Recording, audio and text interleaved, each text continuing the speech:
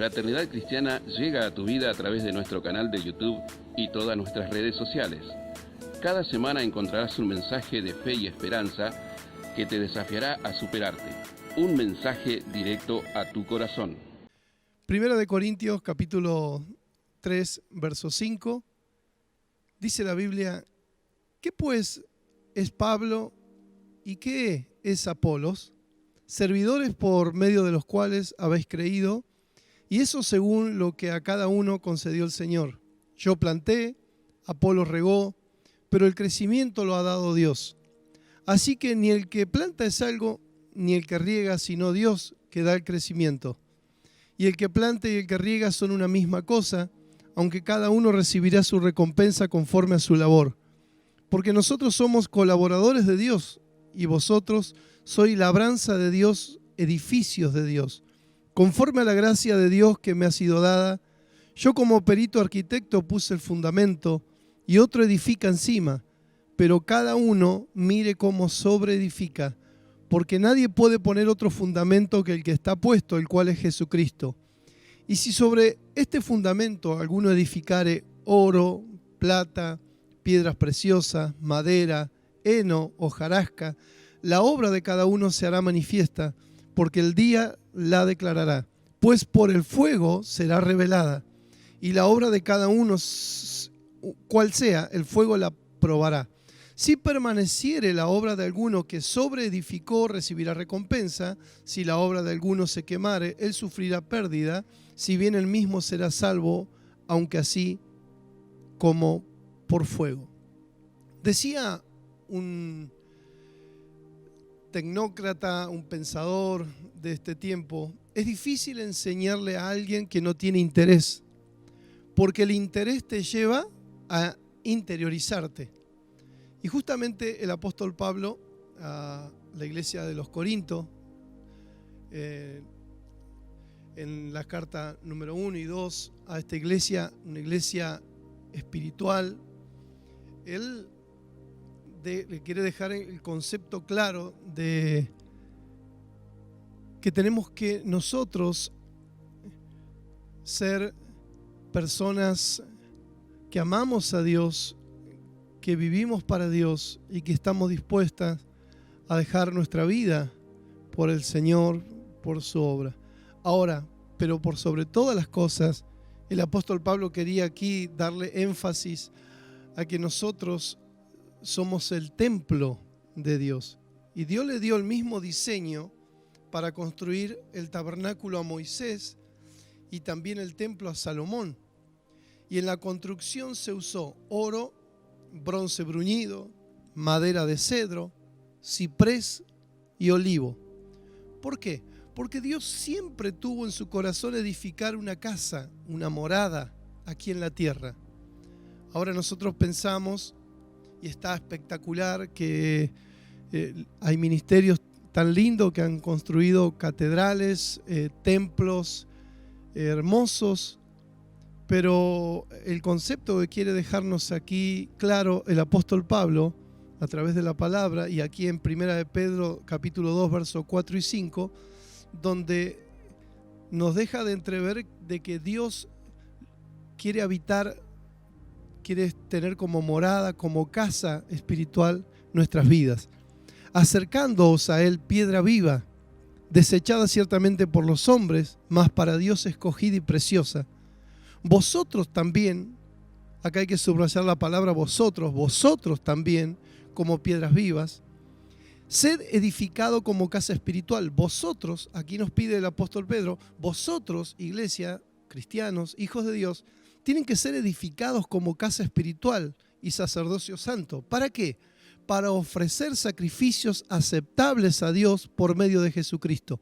Y entonces aquí comenzamos a desglosar esta enseñanza del apóstol Pablo para cada uno de nosotros. La importancia del fundamento. En el verso 11 dice: porque nadie puede poner otro fundamento que el que está puesto, el cual es Jesucristo. Pablo trabajó como perito arquitecto, lo dice bien la palabra, puso el fundamento de la iglesia de los Corintios, pero quiere aclararles a ellos, porque después que él levantó esa iglesia y siguió su camino, en Efesios 2:18 dice, porque por medio de él los unos y los otros tenemos entrada por un mismo espíritu al Padre, por medio del fundamento de Jesús. Así que ya no sois extranjeros ni advenedizos, sino conciudadanos de los santos y miembros de la familia de Dios. Edificados, esta palabra otra vez se vuelve a repetir, edificados sobre el fundamento de los apóstoles y profetas. ¿Cuál era el fundamento de los apóstoles y profetas? Jesucristo. Siendo la principal piedra del ángulo Jesucristo mismo, en quien todo el edificio bien coordinado va creciendo para ser un templo santo en el Señor, en quien vosotros también sois juntamente edificados por medio de Dios en el Espíritu. Advenedizos es alguien que dispone de los medios económicos para acceder a bienes que antes le resultaban inaccesibles, e intenta mostrar su fortuna y hacer ostentación de su poder económico.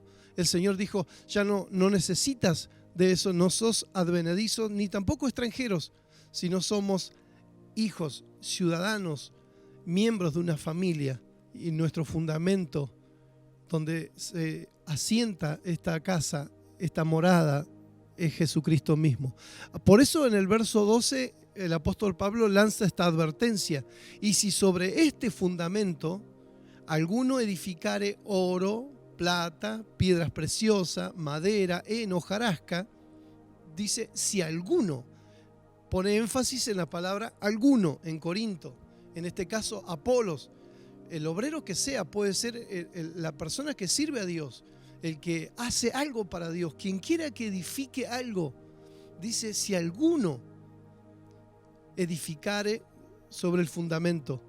En Mateo capítulo 7, verso 24, Jesús dijo, si alguno edificare una casa sobre la arena y vendrán los vientos, vendrán las aguas, los ríos y esa agua dará con ímpetu sobre la casa y la casa será derribada si no tiene fundamentos. Por eso nosotros tenemos que saber que el fundamento es Jesucristo. La iglesia se fundamenta en Jesucristo, la piedra angular, como dice la palabra. El oro, plata, piedras preciosas, madera, heno, hojarasca, representan aquí las obras de cada uno. Oro, plata, piedras preciosas, madera, heno, hojarasca. No son obras morales, buenas o malas, no estamos hablando de eso, no estamos haciendo un juicio de valores. Son las personas que ganamos y son puestas sobre el fundamento. O sea, por eso Pablo comienza, ¿quién es Pablo? ¿Quién es Apolo? Sino servidores de Dios. Uno plantó, otro regó, pero el crecimiento lo ha dado Dios. Por eso esta énfasis que da Pablo aquí a los Corintios, en el verso 13 dice, y la obra de cada uno, número 3, será probada por fuego. La obra de cada uno se hará manifiesta porque el día la declarará, pues por el fuego será revelada y la obra de cada uno, cual sea el fuego, la probará. O sea, todo trabajo para Dios tendrá que pasar el proceso de fundición. Una pieza hecha de oro es hermosa, pero para eso tuvo que pasar por un proceso de purificación.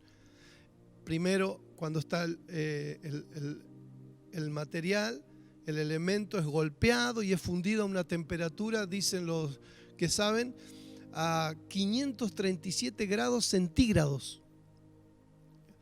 En ese fuego se pone este elemento para ser purificado. El fuego purifica. Por eso Zacarías 13:9 dice, y meteré en el fuego a la tercera parte y los fundiré como se funde la plata y los probaré como se prueba el oro. Él invocará mi nombre y yo le oiré y diré, después que haya sido probado, que haya sido procesado, que haya sido pasado por el fuego, pueblo mío, y él dirá, Jehová es mi Dios. Entonces, el que sobreedificare, el líder, el siervo, el obrero, el que sobreedificar encima del fundamento como lo que edifique, o sea, el discípulo que haga, será salvo, pero esta salvación lo condiciona la frase, así como por fuego. O sea, Aquí hay que aclarar algo y la pregunta sería, ¿qué fuego? ¿El fuego del infierno o el fuego de las pruebas? El fuego del infierno no puede ser. ¿Por qué? Porque Romanos capítulo 8, verso 1 dice, ahora pues ninguna condenación hay para los que están en Cristo Jesús. O sea, ya nos escapamos de la condenación al recibir a Jesús en nuestras vidas, en nuestro corazón. Ahora, aquí está hablando del otro fuego, del fuego de las pruebas, porque el que será salvo no pasará por el fuego del infierno. Las pruebas descubren la calidad de fe del cristiano. Las pruebas descubren la calidad de fe del cristiano. ¿De qué material espiritual está hecho? Por eso Pedro dijo en 1 Pedro 4:12, amados, esto es muy importante, saber que Dios nos ama a pesar de cualquier circunstancia, cualquier situación, cualquier crisis que estemos atravesando. Nunca se olvide, Dios lo ama. Amados, no os sorprendáis del fuego, aquí está, del fuego de prueba que os ha sobrevenido. Y sigue en el capítulo 1, versos 6 y 7, en lo cual vosotros os alegráis ahora por un poco de tiempo, si es necesario, tengáis que ser afligidos, si es necesario. O sea, yo me tengo que hacer esta pregunta, cuando estoy pasando por pruebas, por luchas, por crisis, por dificultades, Dios no está intentando destruir mi poca o mucha fe que tenga, Dios la está purificando. Yo voy a salir fortalecido de esa prueba. Dios está purificando, Dios está sacando lo que no sirve para que mi fe, que es como el oro, pueda brillar y relucir ante el mundo. Por eso dice, si es necesario. Dios, cuando yo atravieso pruebas, cuando yo atravieso el fuego de pruebas, tengo que entender este concepto. Dios sabe, los pensamientos de Dios son mucho más altos que los nuestros. Mi mente finita no puede entender a un Dios infinito. Dios tiene una idea preconcebida para cada uno de nosotros. Dios sabe el final de nuestra vida desde el comienzo. Entonces, no nos cuenta cómo va a terminar esta película, pero la palabra nos deja de entrever que somos más que vencedores, que vamos a tener victoria. Pero eso no quita de que Dios permita, cuando sea necesario, dejar que atravesemos diversas pruebas. Cuando seamos afligidos en diversas pruebas, para sometida a prueba vuestra fe, mucho más preciosa que el oro, el cual aunque perecedero se prueba con fuego, el oro, sea hallada en alabanza, gloria y honra cuando sea manifestado Jesucristo. Y a partir del verso 14 nos habla el número 4 de la recompensa. Porque dice, si permaneciere la obra de alguno que sobreedificó sobre el fundamento es Jesucristo. La iglesia tiene que ser cristocéntrica, o como dicen los técnicos en teología, cristológica. Si permaneciere la obra de alguno que sobreedificó, recibirá recompensa. O sea, 2 Timoteo 2, 20, 21, pero en una casa grande no solamente hay utensilios de oro y de plata, sino también de madera y de barro. Para Pablo, para el apóstol Pablo, sus hijos espirituales, sus discípulos Timoteo, Tito, Epafrodito, Aquila, para él eran considerados personas de oro, que valían oro, porque habían estado en la prueba con él, habían pasado dificultades, la fe de ellos había sido probada y estaba reluciendo, brillando como el oro. Para él, para Pablo, ellos eran de oro. Ahora, Demas, aquel discípulo que lo abandonó, que se fue al mundo, era considerado, o ese trabajo que Pablo, de madera. 2 Timoteo 4:10, Demas me has desamparado, dijo Pablo, amando este mundo. Por eso la Biblia dice, no améis este mundo. O sea, cuando habla del mundo está hablando no de las personas, hay que amar las personas y hay que ser buenos administradores de este mundo, del globo terráqueo, del cosmos, pero no tenemos que amar el sistema, las costumbres, los malos hábitos, la forma de vivir del mundo, porque dice que Demas amó la forma de vivir el sistema de este mundo y se ha ido a Tesalónica. Trabajó con Pablo, pero no resistió la atracción de este mundo. lo abandonó consumido por la llama del amor por las cosas mundanas. O sea, hay gente que por cualquier tontera, cualquier tentación, por cualquier ofensa, por cualquier disgusto, por cualquier decepción que sufren, dejan las cosas de Dios, dejan el Evangelio y tienen en menos este precio tan grande que pagó Jesucristo. La Biblia habla, hay un relato hermoso en el libro de Daniel capítulo 3, donde un rey llamado Nabucodonosor levanta una estatua y ordena que todo pueblo, lengua, nación adore, se incline al oír la música de los tamboriles, de la zampoña y todo instrumento. Tenían que postrarse y adorar esa estatua. Pero habían 3 hebreos, hijos de Dios, creyentes del pueblo de Dios, Sadrac, Mesac y Abednego. Dicen los eruditos bíblicos que eran 3 jóvenes. Ellos se negaron a hacerlo. Y algunos de los súbditos del rey que andaban por ahí cerca fueron inmediatamente y le avisaron al rey: tú ordenaste, rey, que al son de la bocina, de los tambores, toda lengua, nación, toda persona tendría que postrarse y adorar la estatua que tú hiciste. Pero, y tú lo hiciste como un decreto, es una ley.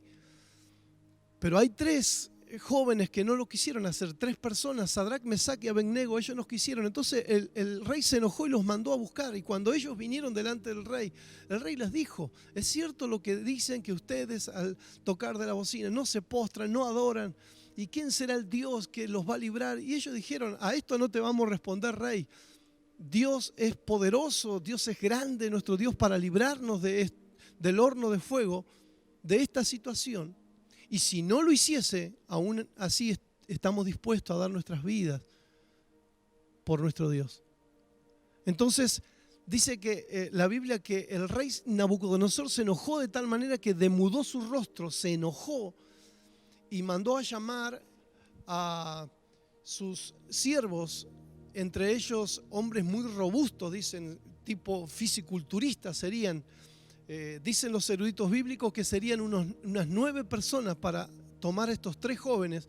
Mandó a calentar 7 veces más el horno de fuego y echó a estos 3 hebreos dentro del horno de fuego. Y él se quedó a una buena distancia.